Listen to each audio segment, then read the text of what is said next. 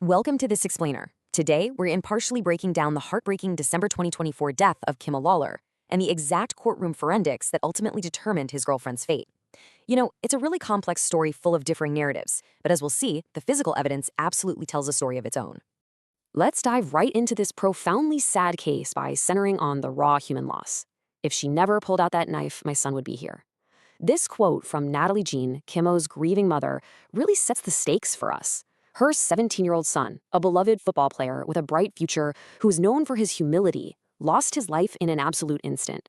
So how does teenage horseplay end in a 17-year manslaughter sentence? We're going to explore this critical question throughout this explainer by contrasting the conflicting narratives given to police with the cold, hard medical data presented in court. Because at the end of the day, when stories clash, the justice system has to rely on the science. Section 1. A tragic December night. It's December 20th, 2024. In just under 30 minutes, a seemingly normal teenage evening completely devolved into a fatal encounter. Surveillance cameras actually captured these shifts in tone. At 10:34 p.m., 17-year-old Giara is seen laughing with a friend. By 10:41, she and Kimmo are playfully walking into a stairwell, with Kimmo wearing a hoodie. But then, jump to 10:57 p.m., and the camera catches Giara dropping her purse and running toward him.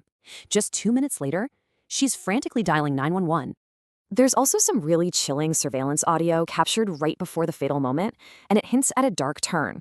While earlier footage showed them smiling and joking around without any signs of distress, a detective testified about an audio clip where Kimmo is heard saying, "Giara, don't, Giara, don't." This strongly suggests that the playful dynamic had suddenly shifted right before the tragedy occurred. Moving on to Section 2, Claims of Horseplay.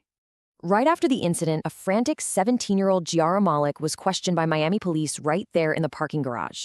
Her initial defense heavily relied on the narrative that this was just an isolated, tragic accident caused by an unintentional bump during horseplay. She admitted to having a knife, telling officers she brought it for protection on Uber rides because she couldn't find her pepper spray. She claimed they were arguing, which then escalated into play fighting. According to her statement, she was holding the knife down low and Kimmo opened a door and accidentally bumped into it. Realizing the gravity of what happened, she wrapped his shirt around her hand to apply pressure to the wound and called 911, making sure to stay on the scene.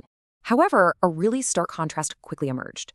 While the defense maintained that the incident was an unsophisticated mistake during mutual horseplay, detectives noted inconsistent accounts of what actually happened that night.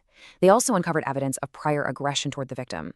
This ultimately led to a manslaughter charge against Giara, setting the stage for a highly emotional courtroom clash. Section 3. The Forensic Reality. This is where we have to pivot from the chaotic, emotional narratives of that night to the precise clinical findings of the medical examiner. This is where the story shifts from what was said to what the physical evidence proves. The absolutely crucial point here is this number, 3.97. That is the depth, in inches, of the fatal stab wound. Why is this so critical? Well, the detective testified that the entire knife blade itself was exactly 4 inches long. That means the blade went essentially all the way in. The blade didn't just puncture the surface of the skin. Consider this destructive path. It pierced a thick hoodie. It went through a t-shirt. It sliced completely through skin, soft tissue, and chest muscle. It literally fractured the third rib on the left side, penetrating about an inch into the solid bone and ultimately pierced the heart. It required immense, deliberate force to carve through all those layers of clothing, muscle, and bone. So the physical geometry of the crime scene completely contradicts her story. An accidental bump from a shorter person holding a knife low simply cannot physically result in the wound that Kimmo suffered.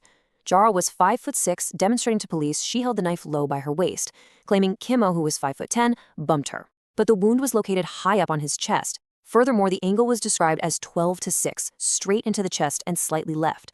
The massive force required here clearly pointed to an upright, forceful lunging motion, definitely not incidental contact from a bumping motion. Ultimately, the physical evidence completely shattered the defense's claim of an accidental bump during teenage horseplay. The forensic geometry proved that a deliberate, upright lunging force was used. You simply cannot accidentally bump into a knife at waist height and end up with a high chest wound that shatters a rib and pierces a heart. This devastating revelation changed the entire trajectory of the legal proceedings.